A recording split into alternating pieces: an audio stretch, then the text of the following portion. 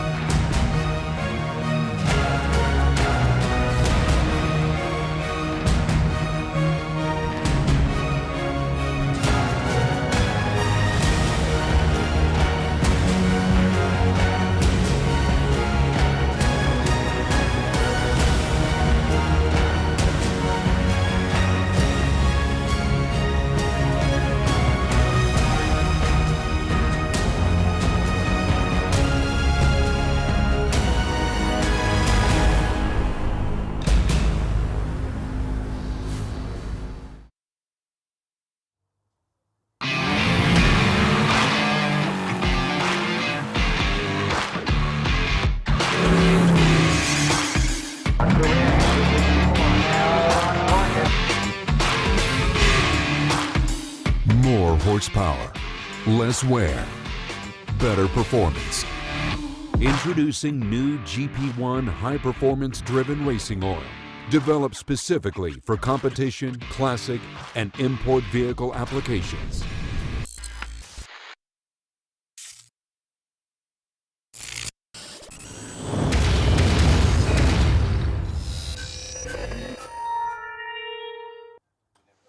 Well, welcome, ladies and gentlemen, to round 2 of the 2021 UK Drift Championship. And you are joining us from an absolutely sun-drenched Driftland here at Lochелly, Europe's only purpose-built drift circuit. My name is Ian Waddington, and once again, I'm joined by my very good friend in the commentary tower wearing shorts and sunglasses. It is, of course, Paul Motti. Motti, what a weekend, what a day yesterday, what a day today so far already. Yeah, absolutely. We had a fantastic weekend yesterday. The weather wasn't the greatest to start with. The guys found it really difficult with some poor conditions. But you know what? They battled on through qualification to make it into those battles. And we saw, some great results that really mixed up the championship. So I'm looking forward to today. You know, the sunshine is out. There's not really too many clouds in the sky. I definitely don't see rain forecast. And I am indeed in shorts and T-shirt. Yeah, shorts and T-shirt. You took the sunglasses off, though, now. Just a little bit too much, was it, in the tower for you at the moment? Just a little bit. Well, look, you spoke about yesterday. Yeah, we turned up to Driftland yesterday at 7 o'clock in the morning, and it was raining, it was dark, it was grey, it was horrible. The track conditions weren't the best.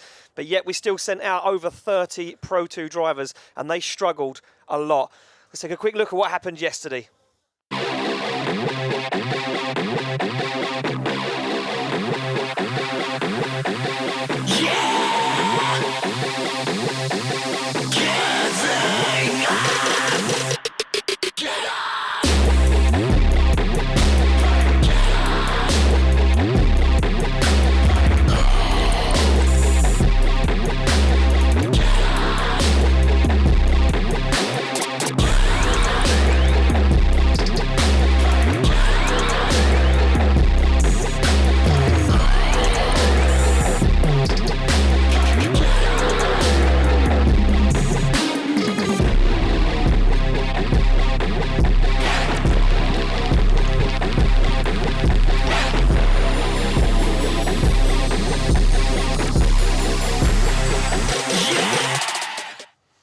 Well, there you go, Marty. Yeah, a grey, a dark, a dull, a very damp and miserable Driftland. But as we progressed through the day, and just before we sent them guys out for qualifying, the sun came out. The sun came out and it blessed us and it dried the track and the clouds started to break just in time for the finals. And the whole day turned around. Not for the best part for some of the drivers, though. They struggled with the track conditions changing. Yeah, absolutely. As soon as those conditions changed, the tarmac surface was patchy in areas, and then it dried up, it was bone dry. But that caused some real difficulties for some of the drivers trying to adapt to those conditions. And well, the truth is, we saw a few zeros, didn't we, in those runs? We did.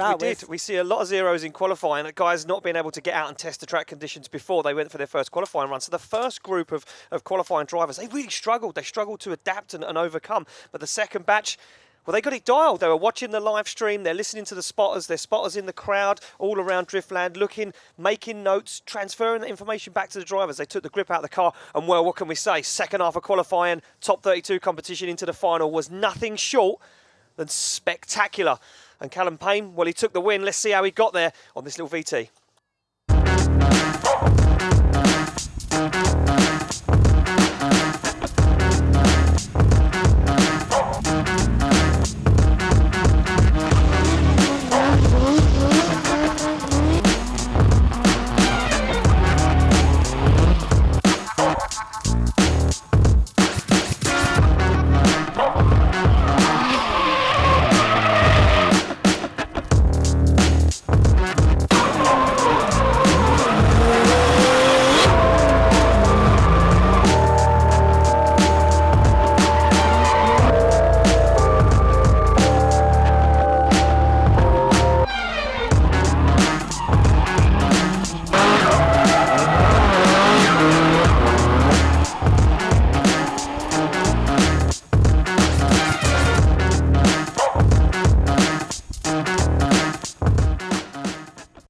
There we go, Marty. That is exactly how it played out. We ended on sunshine. We ended with a very, very happy Callum Payne standing top step on the podium. Harry Hudson came in third. And look, the sun's back out again.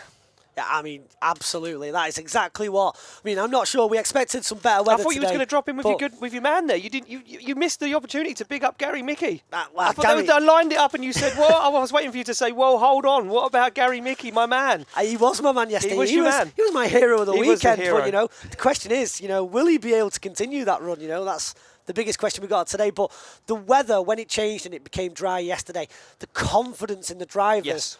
Literally, it grew so strong by the end of the day. I mean, what a drive from Callum Payne, you know? Like, did we expect that at the time? No.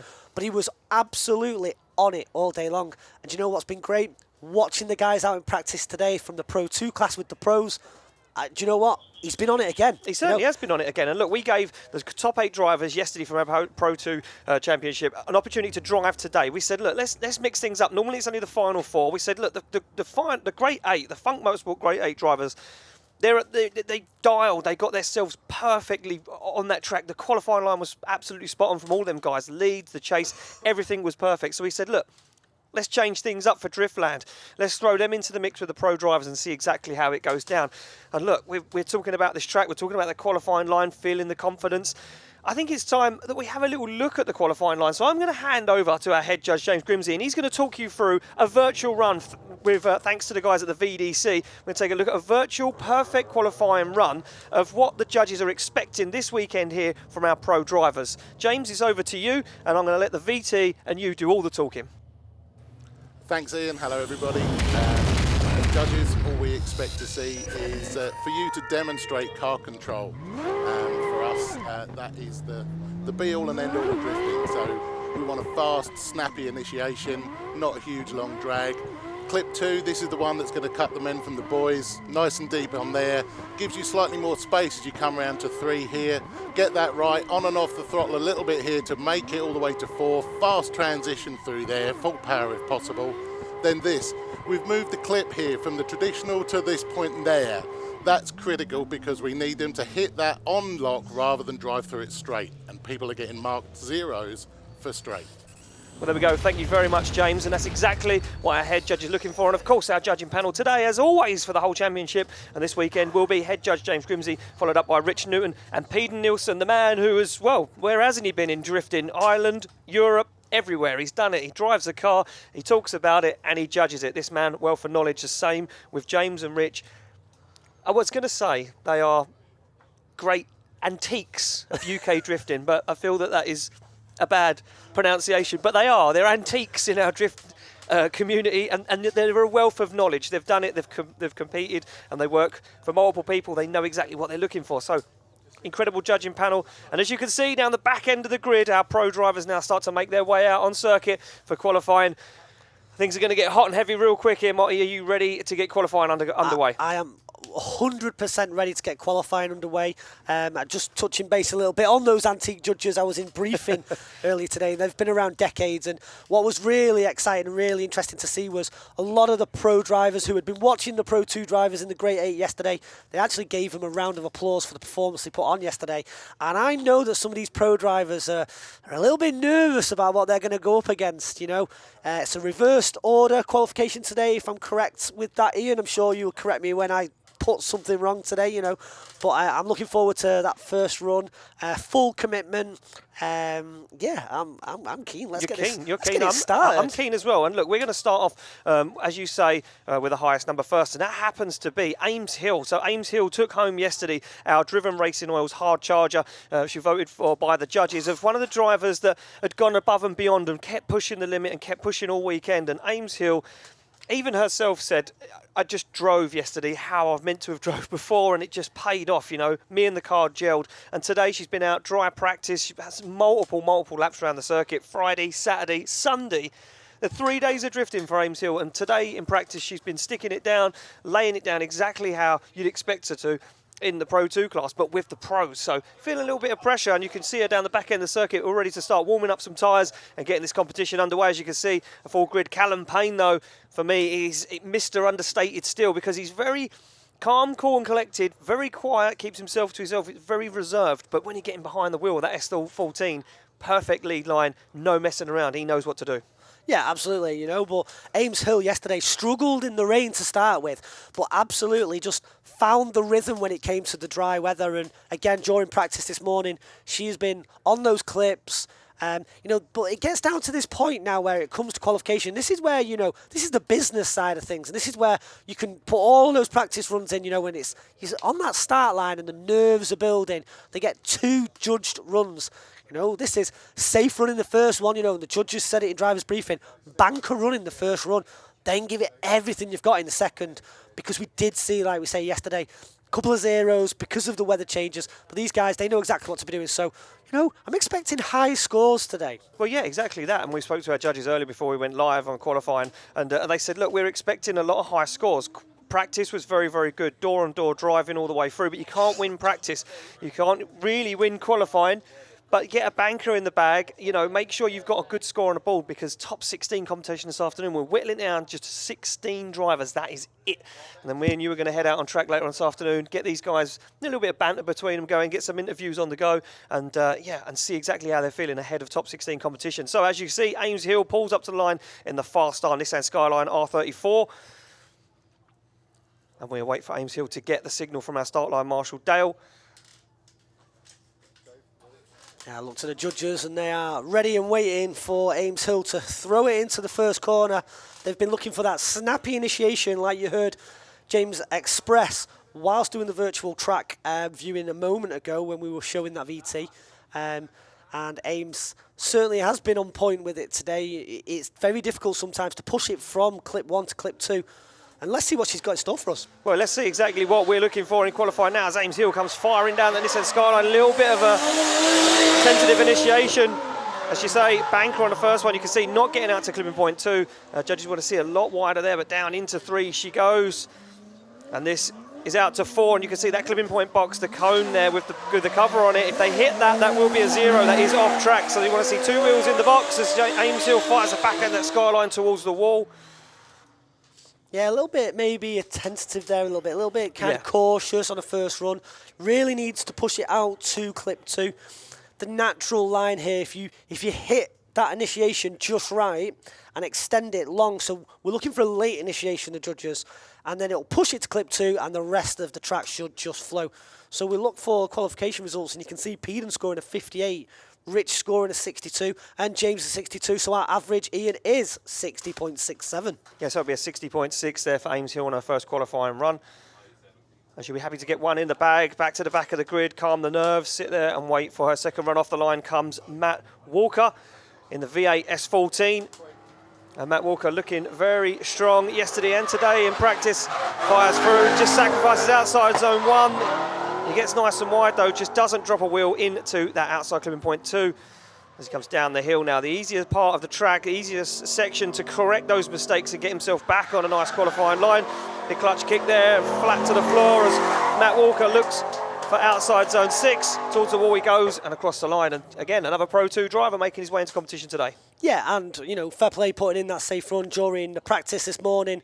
Matt was, you know, absolutely, he was very committed, very fast into that initiation. Certainly on that run there, not quite as fast, but scoring high there. 71 from Peden, 70 from Rich, and a 69 from James with an average of 70. So there we go, not a bad score there for Matt Walker on his first qualifying run. We move back to the start line. I do believe this will be Marshall Goodwin, sorry.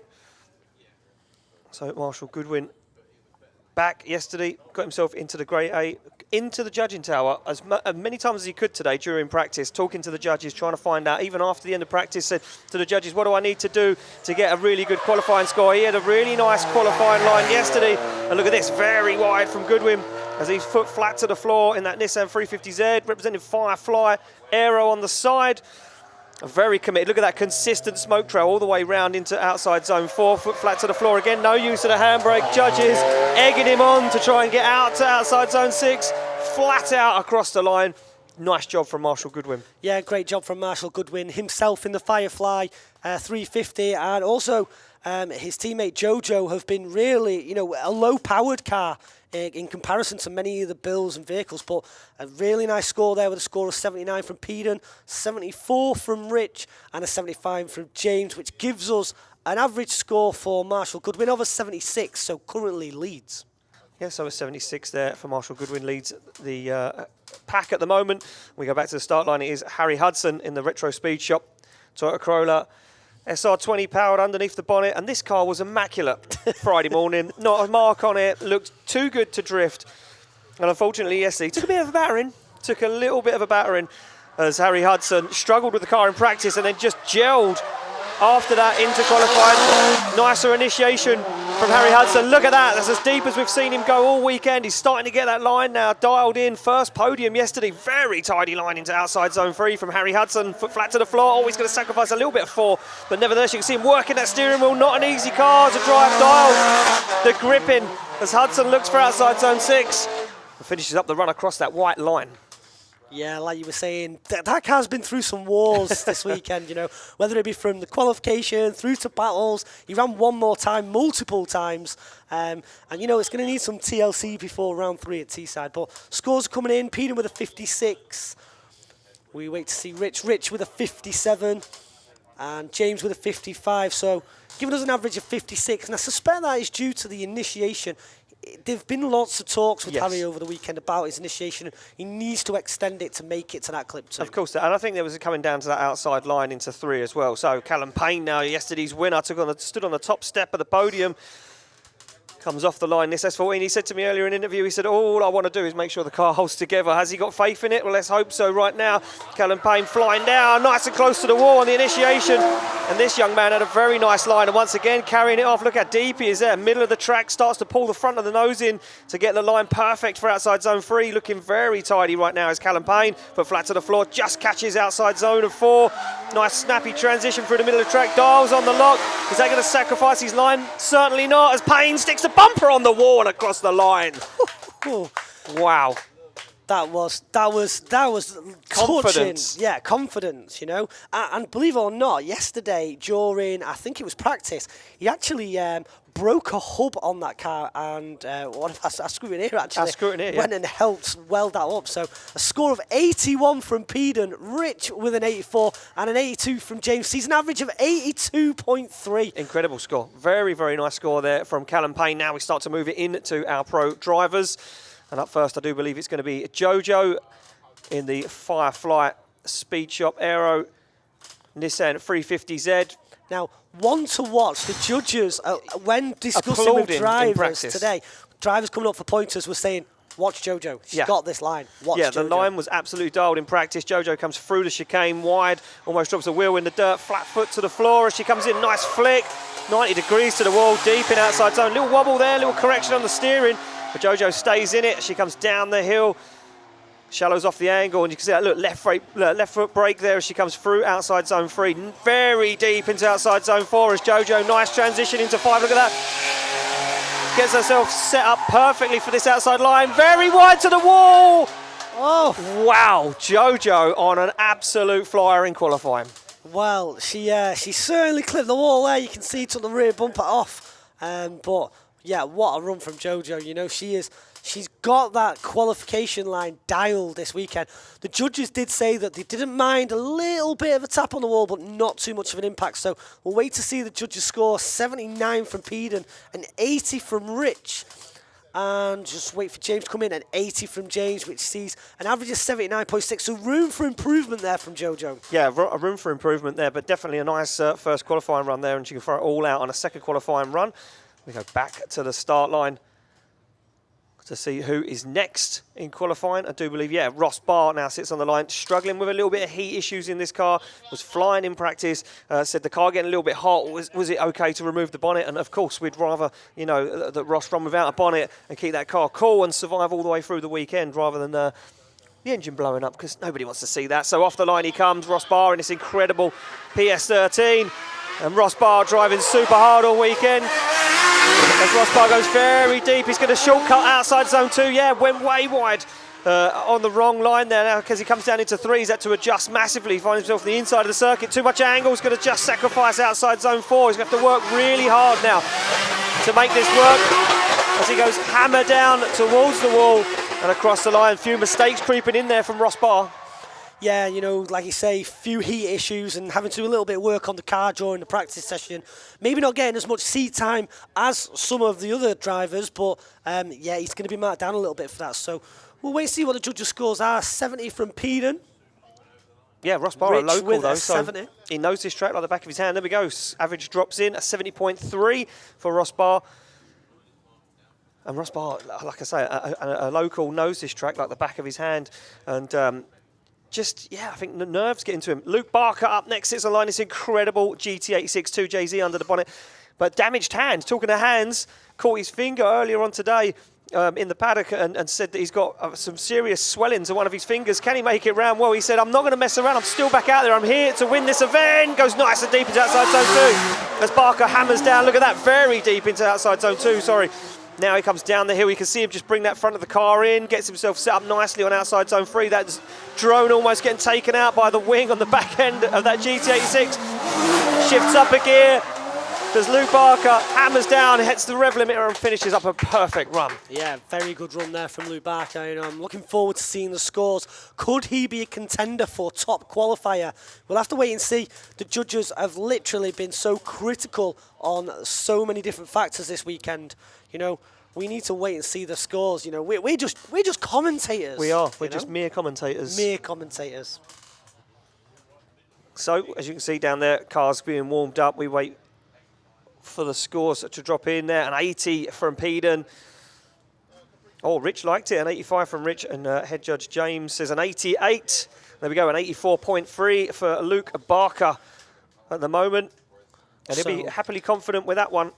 Yeah, currently takes first place in qualification as it stands, before obviously we see plenty more drivers that are going to try and take that away from him.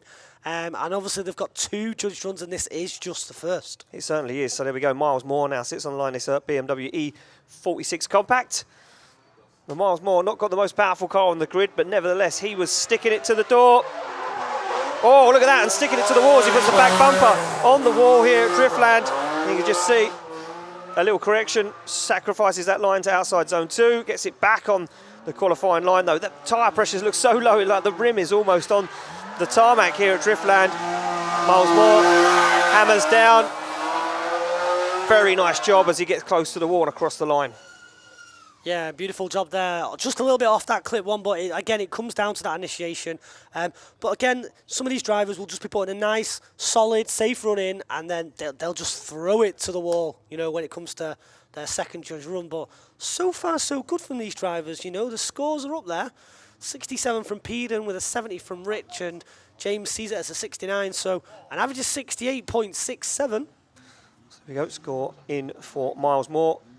We head back down to the start line to a car that was doing double duty this weekend. Aidan Clarence now sits on the line in a borrowed car. He's here this weekend spotting and pitting for his good friend, and they said, look, we've got some tyres left, we've got some fuel left, why don't you jump in the car and have a go? And he said, I'm a little bit rusty, I feel out of my league in the pro class. Let me tell you, first lap of practice, this young man was sticking the back bumper. It says 14.5 on the wall, and he goes for it again.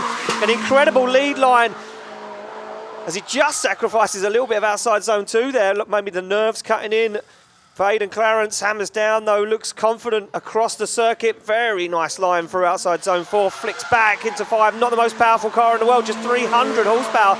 And he's going to rinse every single inch of power out of that car as he puts the foot all flat to the floor. Yeah, as just touching base on what you were saying there, Aidan didn't have as much confidence in himself as he should do when we were talking with him earlier today. And, you know, that's probably not one of the best of the runs I've seen of him today. He genuinely, like you say, first lap, second lap, third lap, in practice, he just absolutely he just gelled with it. He did. Was absolutely perfect. So a 77.3 for Aidan Clarence's first qualifying run. He'll be happy with that one.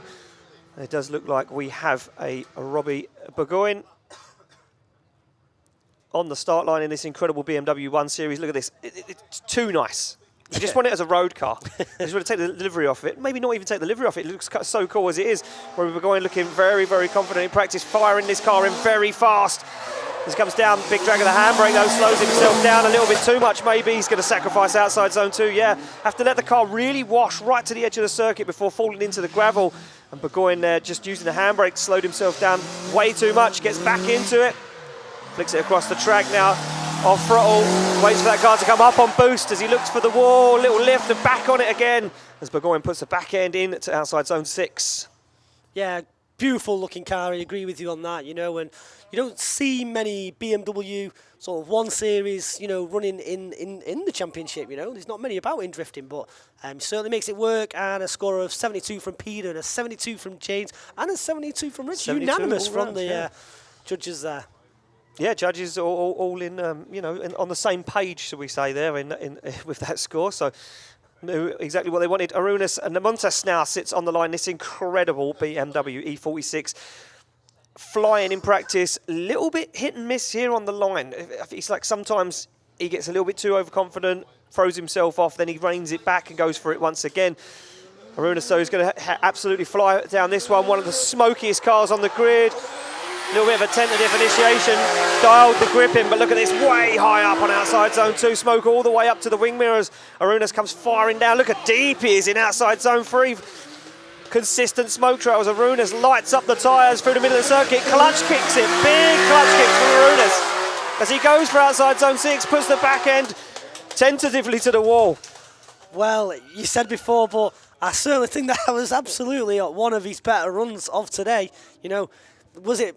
He got it right that time for me. Yeah, I think he just dialed a little bit too much grip in, because on the initiation he fired the car in and it kind of scrubbed and pulled him away from the wall, and it would have been, you know, a little bit nicer if he would have been deeper to 1. It would have been a really, really nice line through 2. But hey, look, we're just splitting hairs. Scores, 88 from Peter, 92 from Rich, and a 91. So an average score of 90.3, putting him into the lead to start with.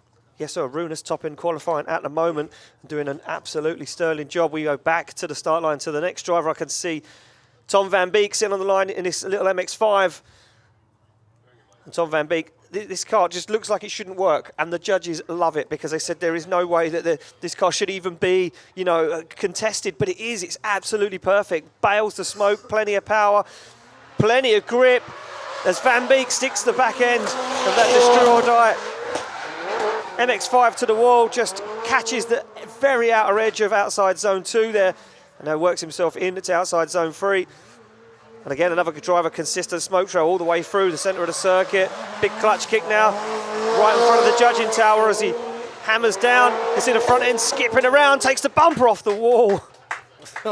Wow. Yeah, no messing there from Tom Van Beek, you know.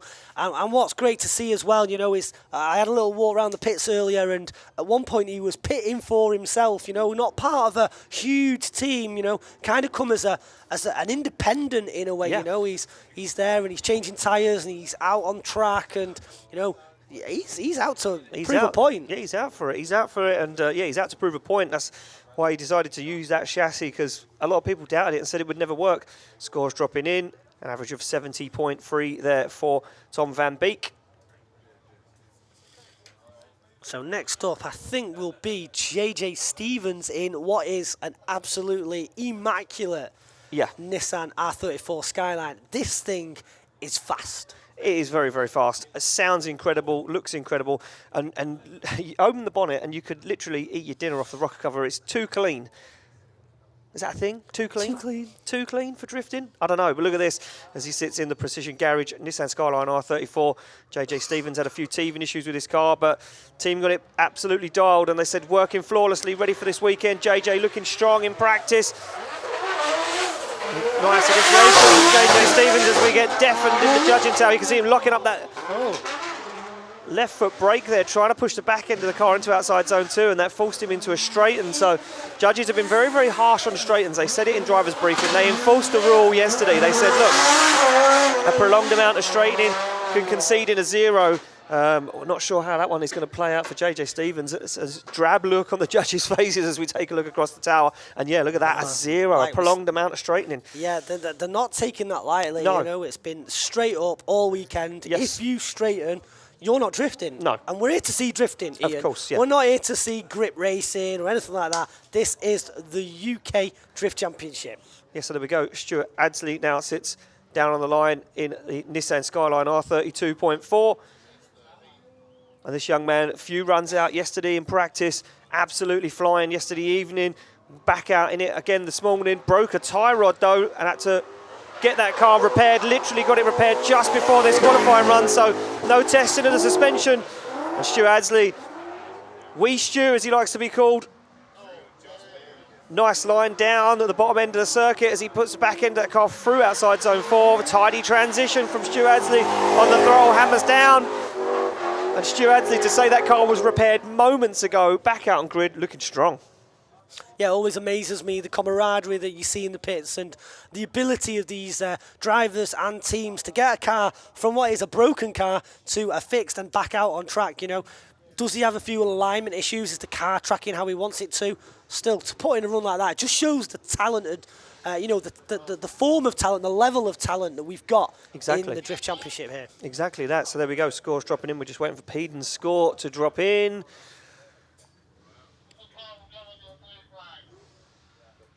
Peden, yeah, look, taking his time, 64.6 for Stu Adsley. Wee Stu drops a score in on the board, and I can see 2 cars down there ready to rock and roll. First up will be Eric. Angle Eric. Angle Eric. So we're going to see big Angle here, yeah? Well, that's what he likes to call himself, so we'll be ashamed if there's no Angle from Eric right now. Looking good in practice. Once again, another driver feeling quietly confident. And Eric getting out there. He was getting seat time with the big hitters this weekend. Out there with Bagsy, out there with Hayden Cruikshank and Robbie Burgoyne. As Eric fires it down, look at that. See the way he waited, adjusted the car, waited for it to get out to outside zone 2. Look, dials on the angle to scrub the speed into outside zone 3, foot flat to the floor once again. Consistent smoke trail now as he transitions very, very late, goes very wide on the outside zone. He's gone very wide here though. He's going to struggle to make that zone. You can see him locking up the foot brake there, just adjusting the line. Clever driving from Eric. Yeah, but the judges don't want to see that wide line in that exit to the clipping point, the final clipping point. So, you know, we'll wait to see the scores come in, but a few little errors there and room for improvement. He's going to need to maybe pull something out of the bag a little bit on his second judge run coming up. He certainly is. So, judges just deliberating their scores. Yeah, left foot brake in. Didn't want to see that line. He dialed on a lot of angle, and that pushed him right to the outer edge of the circuit. And will Eric get marked down for that, or will he be able to pull it out of the bag? It just goes back down to what James, when we saw the virtual track walk before, yes. You've got to get that initiation so right to be able to flow around seamlessly the rest of the circuit. So still not bad, 67, 62 and a 59 with a 62.2, was that then? I do believe so, yes. Average there for Eric. Up next is Hayden Cruikshank in a mere 1,000 horsepower Toyota Chaser. Only 1,000 horsepower. Only 1,000 horsepower, yeah. Colour sound experiment on the side, built by Two Roads Motorworks, Mark in the house, and Pro-charged LSX underneath the bonnet. And Hayden Cruikshank, so much speed, the front end of the car flex down, that big clutch kick as Hayden goes very wide. looking to upset the championship this weekend is Hayden Cruikshank, looking very, very confident. I said he was here the other weekend practicing, getting this car dialed. Nice flick out onto outside zone 4. Look at this. Hayden really gelling with this car, learning it every single time he gets into it. To the wall he goes and across the line. Yeah, exactly. He has gone from round 1 to round 2. He's learnt so much about that car, and you know, he's driving that car now. The car, I think, to start with, was maybe taking him for a little bit of a ride with all of that power, but he's learnt to manage it really, really well. Yeah, he certainly is. He's managing to really, really get himself dialed in and learning it. And not an easy car to drive. Him and Bagsy having a conversation earlier, and Bagsy saying to him, it's a big, heavy car. I'm not sure how you fire it left to right and how you transition it, because it just looks really hard to drive. Big score coming in. Big score coming in. Oh, an 88.6. So an 88.6. Takes him into second. Second place at the moment in qualifying. And do not adjust your sets. As you see down there, the first start garage E46 BMW Compact is, of course, Mark Brown, spotter, mechanic, crew chief for Anthony Cletus and Mark Howell. He said, look, we've got some spare fuel, some spare tyres, and I've got my race suit, so hey, let's not jump in the car and take it for a spin. And Anthony Cletus will be closing his eyes right now and holding on as Mark Brown puts in a very nice tidy line there into outside zone 2. Mark Brown having issues with his car all day, fixing the car nearly every single run of practice, and he gets himself very deep into outside zone 4. Mark Brown took a bit of a hiatus, had some time away from drifting, and said, I'm going to take a little bit of time away and just think about what I'm doing. Two events later, Mark Brown back in the car and saying, look, I need to get drifting again, and there we are. Yep. And I think he's smoked himself out inside the car so much he cannot see where he's going. Oh, right, okay, well, let's fingers crossed that is just the case. I know that he's been on it, though, today, and obviously Anthony Cletus putting a lot of trust in Mark. You know, it's not always very easy to give your pride and joy to your teammate, you know, just take it out there, you know, run the wall. But Anthony Cletus, you know, forever the gentleman says, of course. Get out there and have fun, guys. Get out there and have some fun. There we go. Nice score dropping in for Mark Brown, a 79.3. I think that's kind of a hand up to Anthony Cletus saying, this is how you drive your car. Well, brave words there, Ian. Brave words. Up next is the one and only Steve Bagsy Biagioni. And, well, what a weekend for him. This could be no Dwayne McKeever, no Kevin Quinn. Big events coming up for them. Said that they haven't got the spare tyres and fuel to make it all the way over. So, not making it to this event. Bagsy, third in the points at the moment. If he does a good performance this weekend, he could find himself leading the championship in the pro class. Bagsy way off of outside zone 2 there. Made a big error on outside zone 1. He's going to put big angle at it. Just gets a little bit close to the edge of the track. Looked like he was almost going to drop wheels off the edge. 2 wheels off is a 0. Bagsy dials big angle, hammers down, supercharged V8 underneath the bonnet. Across the line, not the tidiest run we've seen from Bagsy, but spoke to him earlier and he said he doesn't like qualifying. Yeah, qualifying is not where he's at home. The twin battles is where he's probably more suited to. And I was actually having a conversation with Bagsy, and he's been here once before to compete and actually broke the car on the Friday. Yeah. Packed up, went home. So really, this is actually his first competitive event here. Yeah, so there we go. Average of 78 for Bagsy. Drops in on his first qualifying run, so work to be done there. So there we go. First run's over. Let's take a look at the standings at the moment on screen. So there we go. Arunas leading the standings at the moment. And listen, James, our head judge, he called this earlier because he said in practice, Arunas is going to top qualifying. The line is incredible. Well, here we go. Look at that. Arunas up there in first place. Hayden Cruikshank, Luke Barker, Callum Payne. Callum Payne fourth at the moment. Definitely one to keep an eye on this weekend. Exactly that. Jojo in 5th. Mark Brown 6th place. Borrowed car. Bagsy down in 7th. Aidan Clarence in a borrowed car in 8th. Marshall Goodwin in 9th. Robbie Burgoyne in 10th place. And there we go. The rest of the standings, like we say, whittled them down this weekend. It's top 16 only, so reducing the numbers. There we go. So first run's done and in the bag. That means we go back to the start and we'll start back off with Ames Hill. And what was her first qualifying score, Motty? Ames Hill was a 60.6, and you know, a safe run I felt in her first run. Ames has been on point this weekend, and I've got high hopes for maybe on this second. If she can just push it slightly deeper on the initiation, making it to clip 2, she'll flow the rest of it. And you know, she's been thrown into that first corner. Let's see what she's got in store for us. Yeah, looking good so far. Bits of tyre fall from the back end of that car, losing body panels every single run. Much more confident from Ames Hill, way up there on outside zone 2. And that's a very confident line, very tidy into outside zone 3. She's absolutely on a stormer right now. This looks good for a contender. Oh, and what happened in the middle of the circuit? Maybe an upshift issue for Ames. And that one looked like it was going to be way up there in the scores, Way Marty. up there, yeah, I'll be honest, that for me could have took first place qualification if it hadn't just been for that error there, you know. And the judges, obviously they're going to mark her down for it, but how severely are they going to mark her down for it is the question. So, yeah, I mean, a judge is not sure. Maybe looking for a replay of that one. It was just as she come off of outside zone 4 on the transition. I wonder if she went for an upshift there, to pick up the wheel speed through 5 and then flat to 6. And unfortunately, never worked out for her. Here we go. We're going to look at a replay of this one. Throws it in there. Oh, so committed. Very, very late, but got it done just in time for outside zone 1. That put her on a really nice line for 2. Down the hill she comes. Dials on the angle. Look at the way she just lets the car wash through 3, slows it down, back on throttle again. That line through there, incredible. Yeah, I'm going to say it was an upshift. I'm going to say it was a gear shift. I'm going to say she misshifted and just couldn't get herself into 3rd or 4th gear maybe, and that was the problem. Oh, and it will be a 0, prolonged amount of straightening, unfortunately. They said it at the beginning of the weekend, a straighten is a 0, so there we go. Reliant now on trying to get into the top 16 with a 60.6, so we'll have to wait and see.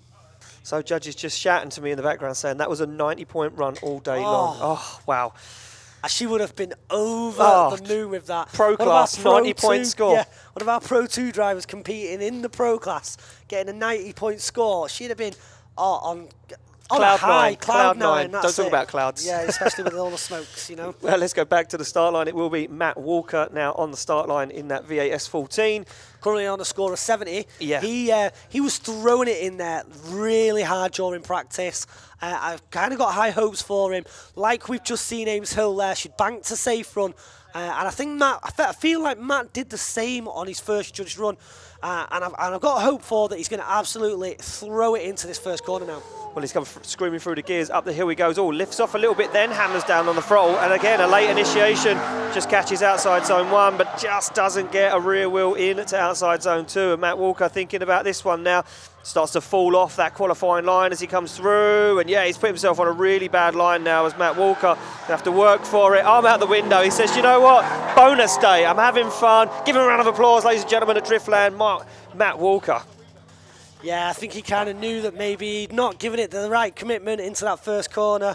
But putting on a show there, the arm out the window, you know, we kind of love that as well, you know. This is a showman sport, isn't it? Yeah, it's a show sport. You know, this is what these guys do. They love showing off, so they build drift cars. Is that what they do? Yeah. That's what they do. So 61 from Peden with Rich scoring. Oh, James scored a 56 and a 55 from Rich Caesar. 57.3, so not better in his score of 70 in his first judged run. So 70 is what he's going to have to hope is good enough to make it the cut for what is going to be an unbelievable top 16. So there we go. Marshall Goodwin now sits on the line with a 76 on his first qualifying run.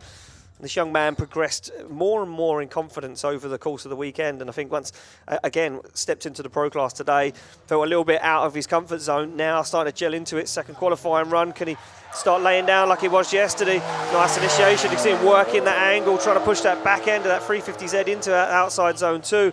And here that car down on power, maybe very deep on 3, dials the angle on to slow it down, hits the accelerator through the centre of the circuit, and sacrifices outside zone 5. Does Marshall Goodwin. Gets it across the line though, and we're happy to get 2 solid runs in the bag. Yeah, like you say, you know, 2 solid runs there. You know, sometimes it's all about consistency, you know, making it through into the top 16.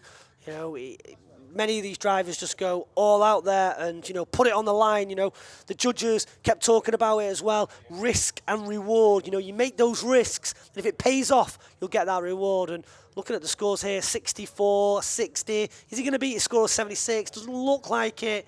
An average of 61.6. Yeah, so doesn't better his first qualifying run. Marshall Goodwin waits to see if that's enough to cut the mustard, as they say, Morty. So Harry Hudson next in the little Toyota Corolla. Are we going to see removal of some more panels on this car in this second judged run, or is he going to just get it out there? He needs to extend this initiation. This is where he's been marked down so far today. So let's see what he's got in store for us. Yeah, judges spoke to Harry Hudson just before qualifying kicked off, and they said the initiation is where you're kind of making the mistake, and now it looks like he's got it dialed. Oh, just sacrifices outside zone 2, but nevertheless, Harry Hudson skates with danger there and almost takes down that cone on outside zone 3. Gets himself back into it. After outside zone 5, you can see him working the steering wheel, looking for outside zone 6. Tidy run, not sure if it's enough to better that first qualifying score though.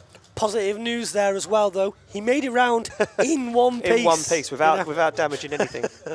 Yeah, he's going to have to give that car a little bit of TLC before he makes it to round 3, which will be held at Teesside in only a few weeks' time, I think. You know? Yeah, a few weeks' time we'll be at Teesside, packed it out. We're going to sell that place out. Yeah, and that is one of those tracks where when the weather is sunny and we've got our shades on, we sat on the bank, you know, it is probably one of the premier tracks, you know, just like Driftland in the UK. So Rich scores a 65 there, currently sat on a score of 56. So judges do like it. They do like that score. You know, they like that run more than the first one. And he did throw it into the initiation probably a little bit harder than he did in the first run, and the judges have been asking for that all day. And you know, so it just shows these drivers are listening to what these judges are saying, and it's very important to do that. So a 60 from James, and we've just got a score from Peden to drop in now.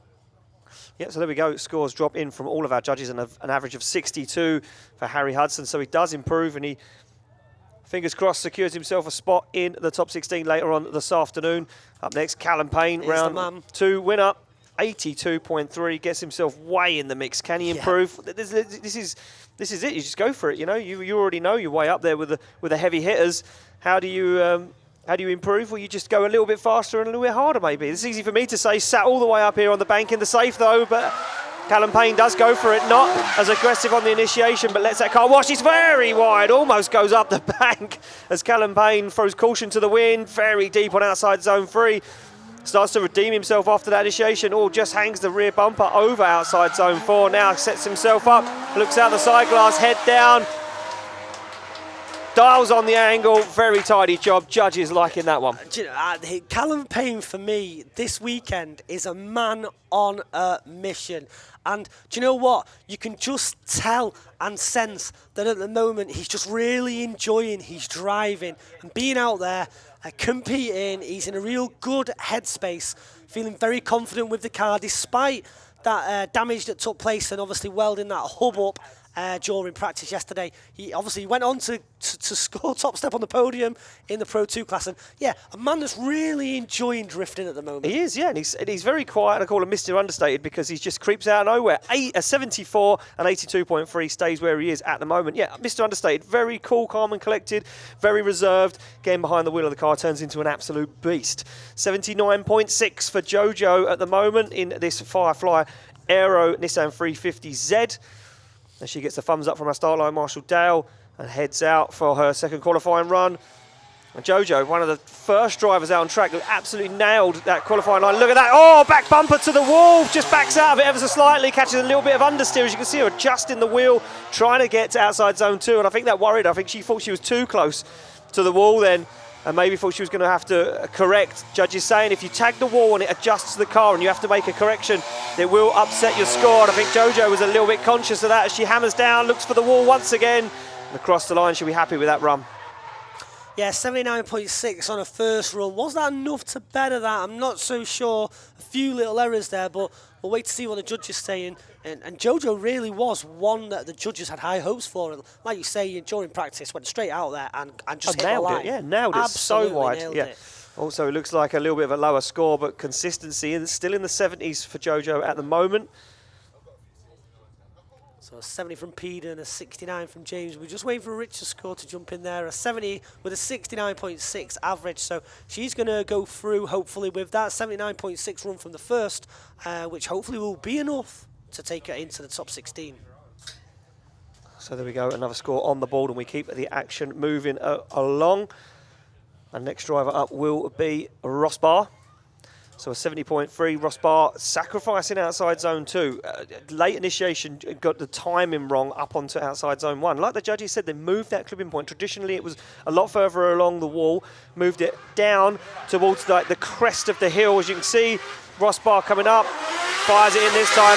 Nicer job from Ross Barr. Now he's more committed. But again, sacrificing outside zone 2. Just doesn't get a rear wheel into it. Maybe worried about going too far and coming off track.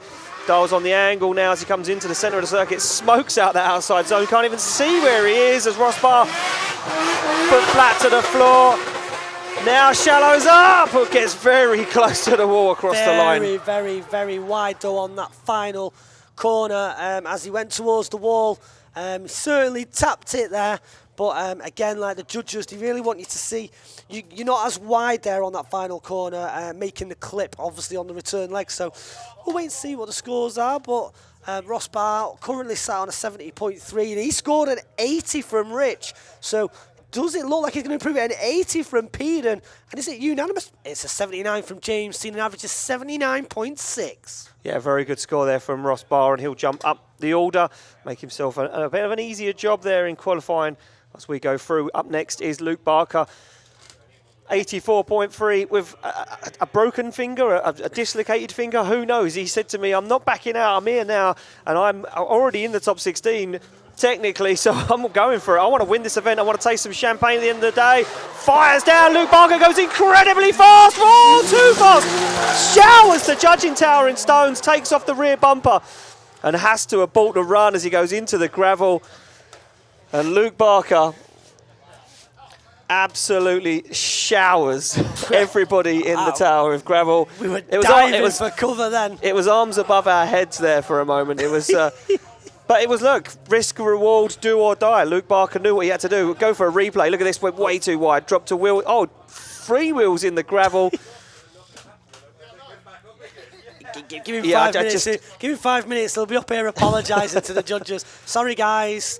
But if you look there on that rear wheel as well, it doesn't look like to be on the nicest of angles either. So, you know, whether or not something broke or whether something broke when he went off, might have a few bits to repair there. But, you know, he scored an 84.3 on the first run. So I think he's going to be reliant on that now. Yeah, he's going to be safe. It's going to be a 0 with that, let's be honest. But, yeah, the second run will be a 0. And, yeah, I mean, you don't need to be an expert to work that one out, Mike. And can I just say, you know, despite ducking for cover as we got showered with gravel, that is the bit in drifting that excites me, you know. Pushing to the limit. Risk or reward, Risk or reward, yeah. Look, Luke Barker is a man who, you know, gives it 110%. And he said, I'm not coming here this weekend to mess around.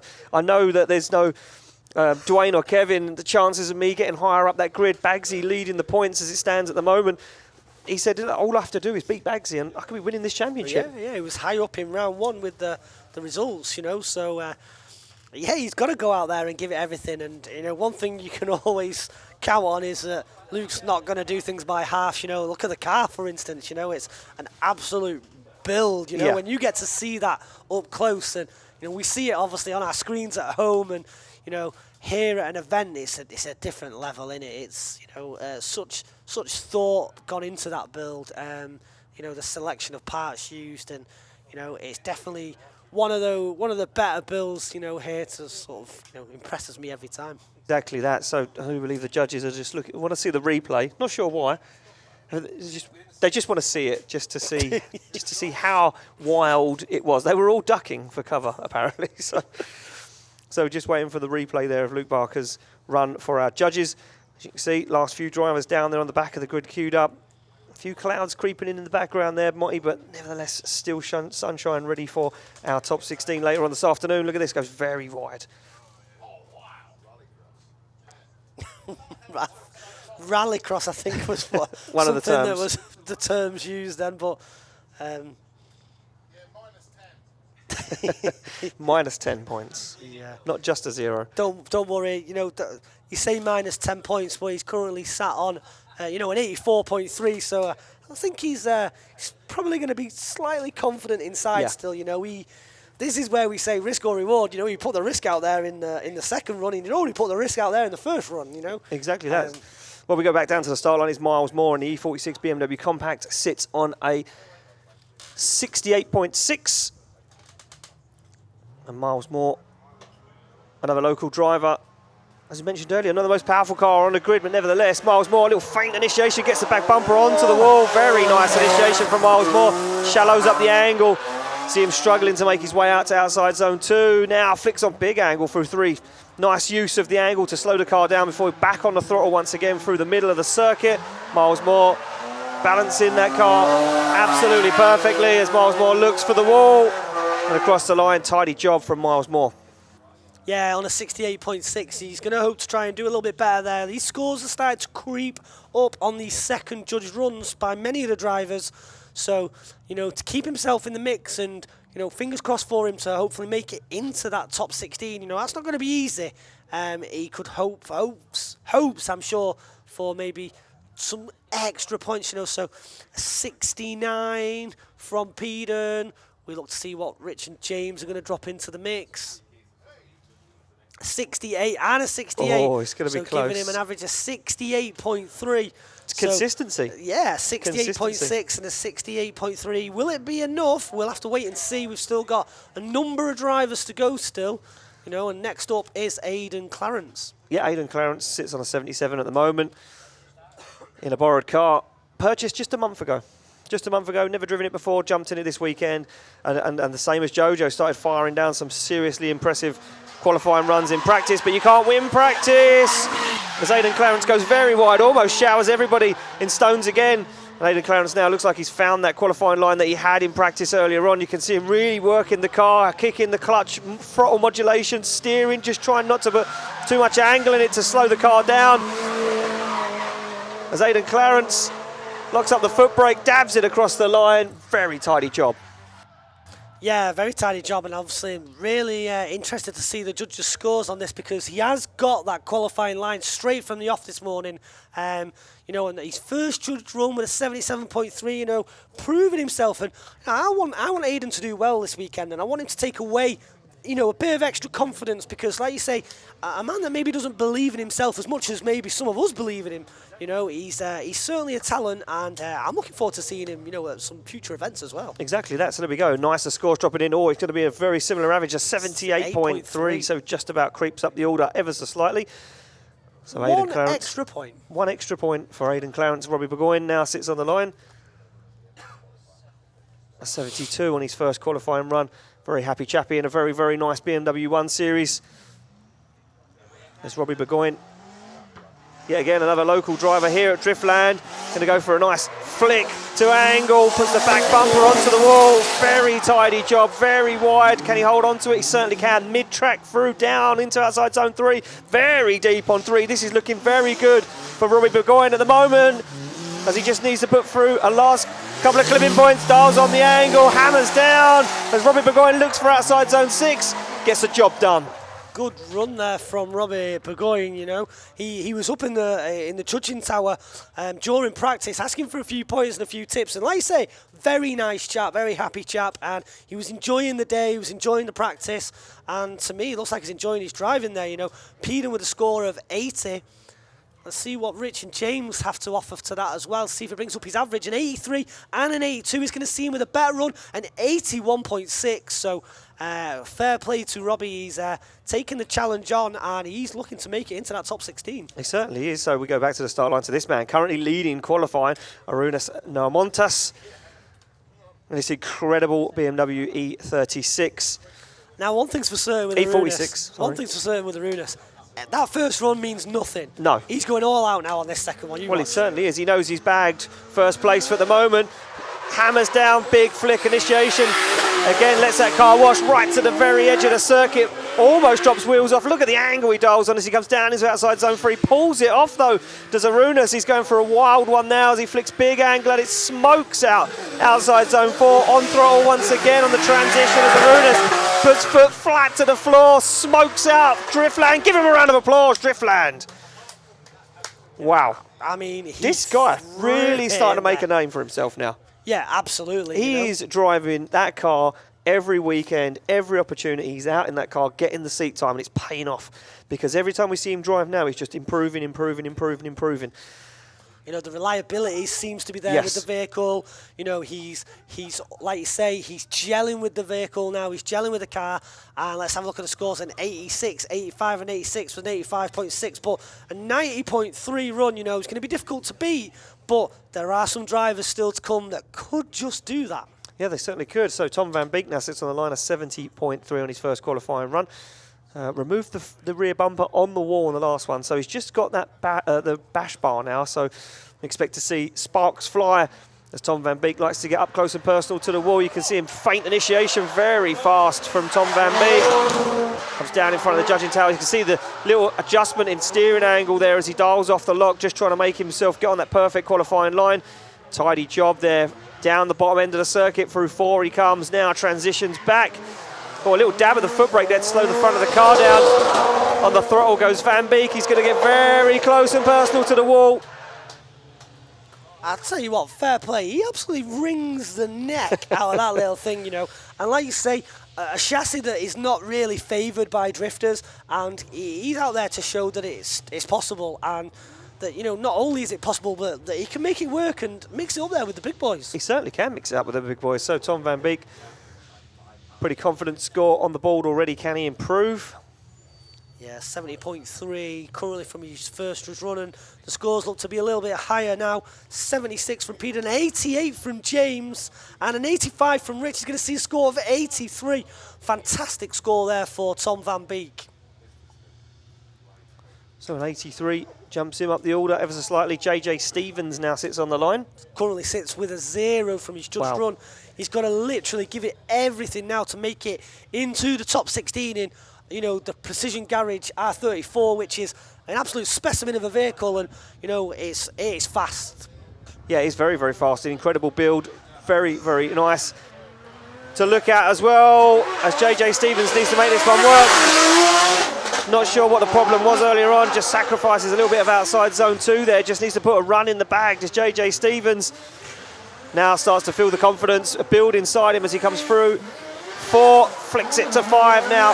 Last clipping point left to go as JJ Stevens looks for the wall and across the line. Yeah, a little bit of a wobble there between 1 and 2, but the judges will probably mark him down a little bit for that, but fingers crossed he gets a score on the board there that puts him into the top 16, because one thing's for certain with JJ Stevens is battles is where it's at for him, you know. He's one of those during practice when you see the guys twinning, he enjoys his proximity, shall we say. Yeah, he certainly does. So judges just taking a look at the replay there of the line from 1 to 2, and what is it you think they're looking for there, you know? What is it you think they're looking at, Ian? Because I know they've been really they would have straight up with a straighten, aren't they, you know? Yeah, so they would have looked to see if the wheels were completely straight, and in JJ Stevens' defence, he did dial off the angle, but he still had some amount of lock on, so it wasn't a complete straighten, but it was a big wobble, you know, and we're trying to find the perfect lead line. If you're trying to chase that down, very, very hard to chase when the lead driver's wobbling, so not sure how the judges are going to score this one. Yeah, so we wait for the graphic to show us. Oh, so there we go. Score does drop him. 68 from Peden, a 71 from James, and Rich with a 68, scoring an average of 69. So a 69 for JJ Stevens, gets himself a score on the board. And he'll be happy with that one. I don't know if he will be happy with that one, let's be honest. He'll be happy he's got a score there. He's going to be, fingers crossed, you know, some of the scores quite high today that he's making it through. But let's see now what Stuart Adsley's got to offer. Yeah, Stu comes off the line, front end of that car now removed, no bumper, no headlights, nothing in there. Not sure if they've got problems with that car. Nevertheless, Stuart Adsley's going to send it, goes very wide, gets himself on a very nice line there, drops down way on the inside though. That would have cut off the chase car, so judges will be looking at that one. As you can see, no real steering correction, very nice fluid line through the centre of the circuit. The undulation, you can see the suspension working on that Nissan Skyline as Adsley hammers down. And that car not 100%, but they've got a break between qualifying and top 16 later on, so plenty of time to get that car 110% before the big show. There's going to be a beehive of activity, I think, during the break before we go into our battles after this qualification. It's an exciting qualification session, you know. We've seen a few sort of a bit of drama take place, with some drivers that we expected to, just kind of maybe not breeze it, but just work their way through this. But a score of 80 from Pete and a score of 80 from Rich and a 77 from James sees an average of 79, better than his score of 64.6, so I'm sure he'll be a bit happier with that. He certainly will be a bit happy with that. Eric now sits on the line. Angle, Eric. Going on to 62.6. We'll see what Eric has got for us on this second judge run. He's a very excited driver to watch. He's full of enthusiasm. That risk or reward, yeah, absolutely. He's risk, all in. He certainly is. So Eric now makes his way down to the initiation. Tries to put in a bit of a feint flick there. Just about manages to pull it off. Very tidy line there as he stays in it down the hill, dials on the angle, very deep in outside zone 3. And Eric now looking good through the centre of the circuit. This could be an improvement on his first qualifying score. Look at that, but he's going to go very wide, maybe too wide for the judges as he looks for outside zone 6 and across the line. Yeah, like I say, they're a little bit wide on the exit there into clip 5, and out clip 5, sorry, into clip 6. So we'll wait to see what the judges say. But starting at 62.2. Hopefully he scored a few extra points and he makes it into what is going to be our exciting top 16 that'll take place starting at 3 o'clock. Yeah, 3 o'clock. Me and Monty will be down on the track with our top 16 drivers and we'll be having a little bit of fun with them guys, getting some banter going and seeing how they feel ahead of competition today. Score drops in, an average of a 71.3, so he does move himself up the order for Eric. I'm going to try and wind a few of these drivers up a little bit later on, get pumped for what is going to be coming up at 3 with the twin battles, See how many we can play off one another, Maybe we should start the rumour mill, Rumour mill. Well, we'll move back to the start line. Hayden Cruikshank now sits on the line. The Colour Sound Experiment Toyota Chaser Pro charged V8 underneath the bonnet, just 1,000 horsepower, just 1,000, nothing too extreme. And a tentative initiation said to the judges, what can I do? And the judges said, you need to go a little bit harder on the initiation. And you can see it there, it didn't pay off when he clutch kicked after outside zone 1 because dropped 2 wheels in the gravel, and do believe that will be a 0 for Hayden. And yeah, he's an angry man now. Possibly the only vehicle where you can give it a clutch kick in 5th gear. Yeah. And it just lights the tyres up, yeah. I wonder what the torque figure on that is. It must be astronomical. We will find out. We will ask that question. We'll ask that question and we will find out. Fingers crossed, Hayden with an 88.6 on his first run, so a high score. He's going to hope that gives him what he needs to make it through, because obviously scoring a 0 there on that run. So, judges waiting to see a replay, but they've come to their conclusion anyway. They've come to their conclusion. So we wait for the scores to drop in for Hayden's second qualifying run. And yeah, I do believe it will be a 0. 2 wheels off track there and went wrong. Oh no, they're going to score it. Maybe they've seen the replay and it was only so one maybe it was one wheel. Yeah, so one wheel deemed they as acceptable. They've got their own monitor. Down. So they've got their own monitor and a tablet, I do believe. So there we 66, a score of 70 and a score of 66, so a 67.3. Which isn't going to better the first score from Hayden, an 88.6. I think he'll be happy still with that first run. Mark Brown now, like you say, in a borrowed car. Anthony Cletus, who competed yesterday, had a few car troubles with this, and touch wood, fingers crossed he got that sorted last night. And, Mark Brown's making it work, like you say, and proving it to Anthony Cletus. You've got to get in this car and drive it, boy. You've got to drive it. Yeah, you've got to drive it. So there we go. Mark Brown off the start line in a borrowed car of Anthony Cletus. Big clutch kick initiation. Tidy line there from outside 1. Very nice job into outside zone 2. And you can hear him modulating the throttle dials off a little bit of angle as he comes down into outside zone 3. Mark Brown making this really work now. As we say, been working on this car constantly all weekend to get it up and running 110%, but the fast start garage boys don't mess around. They look for the wall as Cletus closes his eyes. It's a good job it's a compact, is what we keep hearing. That shorter rear end, just allowing Mark Brown to get it a little bit closer to wall, but like you say, Anthony Cletus, I'm sure he's probably... He would have been closing his eyes he's hiding away in the pits somewhere, don't want to see it. Didn't want to look. Yeah, so we're 79.3 currently for Mark Brown, and we'll see exactly what that comes in. And a high score by looks things, and 82 from Pete, and 86 from Rich. and James, we just wait for it to drop in and give us our average of an 88. So an average of 85.3. So there we go, a big jump up there for Mark Brown in his second qualifying run. We head to the start line to the final driver of qualifying here at round 2 of our Pro Championship, and it is, of course, Steve Baggsy Biagioni. You said it before as well, Ian. You know, there's a lot at stake for Steve Baggsy Biagioni today here at this event. You know, having made it onto the podium at round 1, and obviously no Kevin Quinn or Dwayne McKeever. If he scores high here, he'll take it to the championship. He will do, certainly that. As Baggsy goes wide, drops a wheel off the edge of the circuit, has to back out of it. That sacrifices outside zone 2. As Baggsy goes very wide on 3, just goes a little bit too much speed after that initiation. Now starts to pull his socks up, thinks about it, big flick across the track in outside zone 5. Baggsy hammers down, looks for the wall, gets the job done. And judges are absolutely smothered. Covered in mud. And tyre and all sorts of rubbish. Oh, wow. well, you know. So they'll knock points off there for collateral damage with the judges. Well, you know, they'll judge on the run still, you know. They will. I mean, look at this. It was a brave initiation. Baggsy threw it all at it, but that car stayed on the handbrake too long. Stayed on the handbrake too long. Or was it 2 wheels? Was it 1? Yeah, it looks like it was only 1, I think. And yeah, I mean, after he came through outside zone 1, hit the handbrake again, and that just prolonged the car, that dragged the car further out to the edge of the circuit. Needed to get off the handbrake and on the throttle a little bit earlier to pull himself away. Would have been a really nice run. You see the windows flexing out of that car as he finishes up that run. Will it be an improvement? First qualifying score, a 78. I'm not so sure whether we'll get that from the judges who are, you know, picking off the mud and the soil. You know, they look like they've been on a mountain bike ride, you know. Yeah, but been downhill mountain biking. They'll have to get out the wet wipes and, you know, give themselves a little bit of a wash. Yeah, yeah.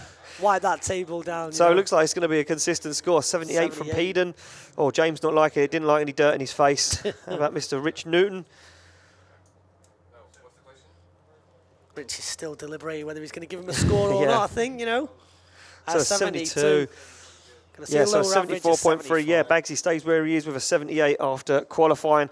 And there we go. We're going to bring the scores up on the screen for you, show you who top qualifying, where they all sit, and who bows out of qualification this afternoon here for top 16. Motty, just like that, done and dusted. A positive qualification, though. You know, we've seen some great driving. We can see that risk and reward, and look at those current standings. Arunas, top qualifier. Hayden Cruikshank, 88.67. He's out to prove a point today. And, you know, Callum Payne dropping down the list there, but some great results and some impressive driving from some of the Pro 2 class as well. Yeah, exactly that. Luke Barker takes 4th, Van Beek takes 5th place, Callum Payne in 6th, as you said. Robbie Maguire takes 7th place, Ross Barr in 8th, Jojo McDonald in 9th, 10th is Stuart Adsley, 11th place, Aidan Clarence, 12th for Baggsy, 13th for Marshall Goodwin, 14th for Angle Arick, 15th for Matt Walker, and JJ Stevens rounds out the top 16. With a 69, Miles Moore and Harry Hudson and Ames Hill. Well, we say goodbye to them. They are out of qualifying. And Motty, that is it. We are done for qualifying here at round 2 pro competition. We'll be back at 3 o'clock with our top 16 grid walk. Me and you will be having a little bit of fun chatting to these guys, seeing how they feel ahead of the competition. Only one winner to come this weekend. Who is going to take the top step on the podium? We had an upset yesterday and a change in the championship. Are we going to see the same again? There's only one way to find out, Motty, and that is to tune in at 3 o'clock. Me and Motty will be on the grid. Don't go anywhere, and you'll catch us very, very soon.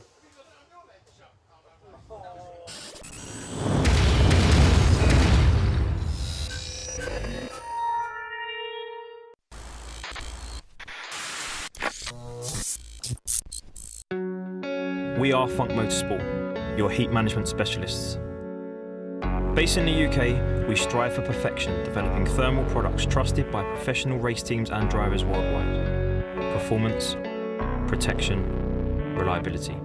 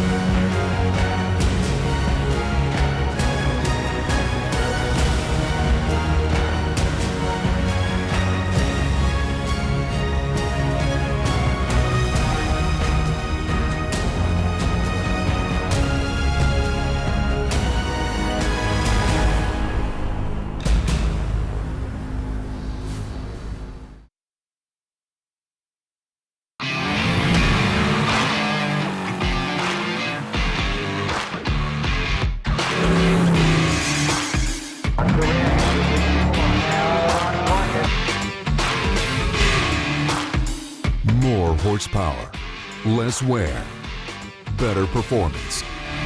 Introducing new GP1 high-performance driven racing oil, developed specifically for competition, classic, and import vehicle applications.